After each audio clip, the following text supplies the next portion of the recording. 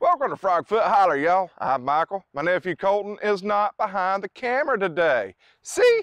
Take a look. See? Colton's not behind the camera. He's in front of the camera today.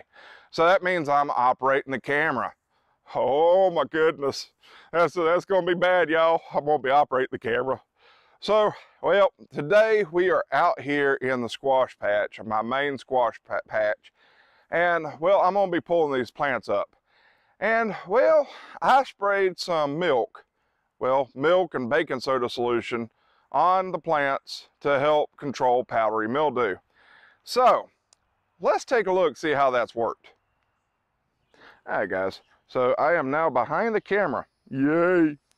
And, well, as you can see, the powdery mildew is pretty much gone. Now, those little white spots you see right there is actually dirt from the rain we got the other day.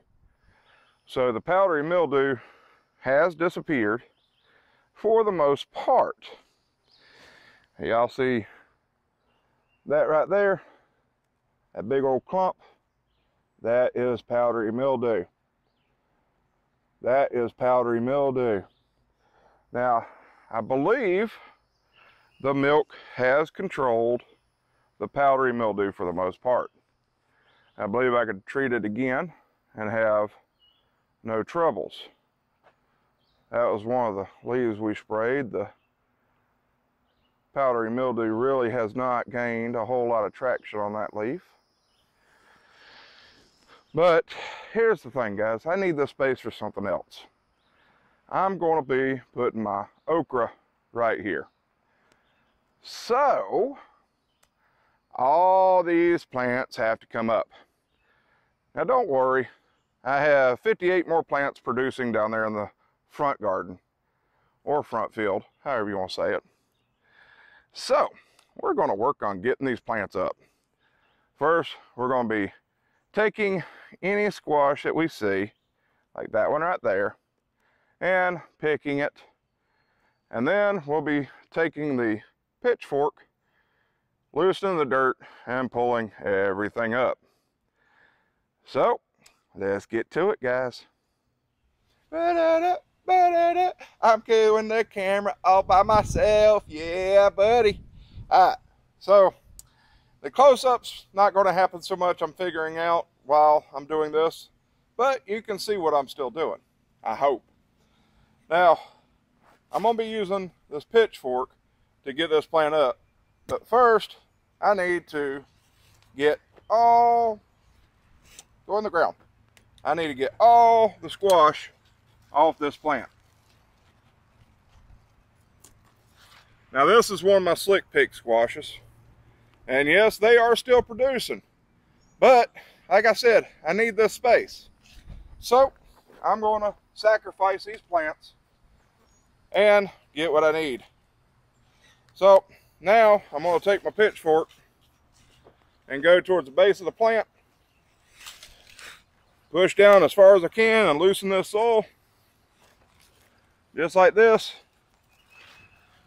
And there we go. Pull up the roots too. And the reason why I do this is because I normally don't like leaving the roots in the ground of most of the plants.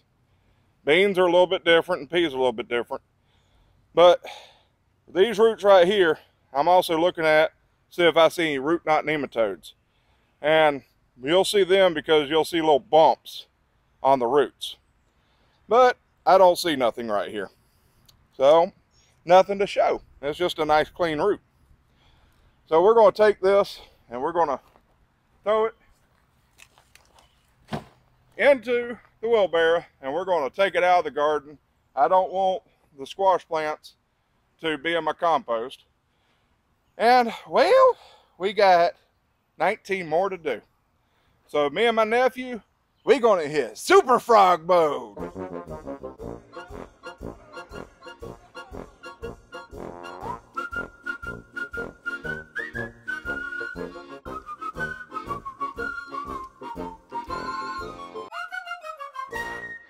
All right, guys, we are back from super frog mode. And guys, we are going to be using Hoss and the tiller to make the new beds for the okra to go into. And as you can see, we have them right here. Now, I'm playing with the camera a little bit, sorry. Now, some of y'all might remember we planted corn in the middle of where all the squash is. And well, lesson learned, it did not do so well. So here's some corn we planted also at the same time. Can y'all see the difference? Yeah. So I'm gonna be tilling this corn under. Now, we'll be using the tiller to till the ground, and my nephew will come back and use hoss to make the beds.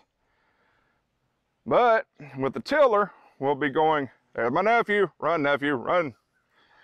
We'll be using the tiller in forward tines, because reverse tines on the tiller is for breaking the ground. Forward tines is for cultivating, and that's what I need here is cultivating. So we're going to hop into super frog mode again and get busy.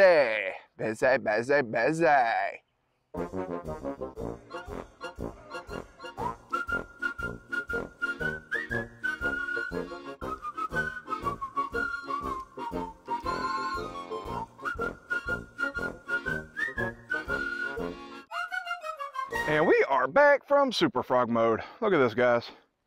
We have 4 new rows ready to rock. Now I'm gonna let them settle overnight. And while I'm letting them settle, we're gonna be soaking some okra seeds. And tomorrow we're gonna be planting some okra. Yeesh. All right, so hopefully I'll have plenty of okra. Look at this, guys. My nephew did a great job making those walkways, didn't he? Raising up the bed. Yeah, can't beat hoss. Hoss is an excellent tool to have. Alrighty, I'll tell you what, that was a little bit of work we just did. And I'm glad we're done with that part of the garden because we got to move on to some other stuff today.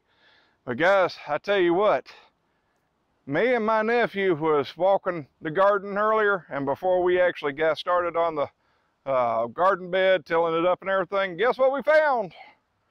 We found cucumbers. Yeah, we did. We got some more cucumbers. They're just now starting to come in. And well, with all the plants that we have, we're gonna have a lot of pickles this year. Yep. But guys, I tell you what, I'm gonna sure miss my nephew from being able to help me every day. Right now, he's giving me pointers and I sure do appreciate it. And well, he's gonna be backing off. He's getting older and he's gonna be getting him a job and everything, so I got to do things myself. I gotta do things myself. Okay, I'm over that now. So my nephew, who is quite a young man right now, is playing with a piece of PVC pipe, laughing at me. Maybe I won't miss him that much. All right, guys. This has been Michael with Frogfoot Holler. Y'all have a froggy day.